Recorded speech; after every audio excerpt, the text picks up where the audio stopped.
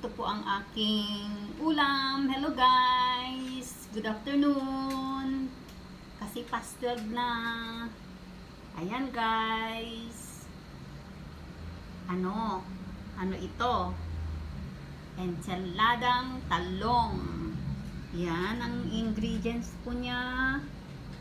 Grilled talong, kamatis, pipino, white onion, at saka konting ikan bilis na crunchy, crunchy ikan bilis.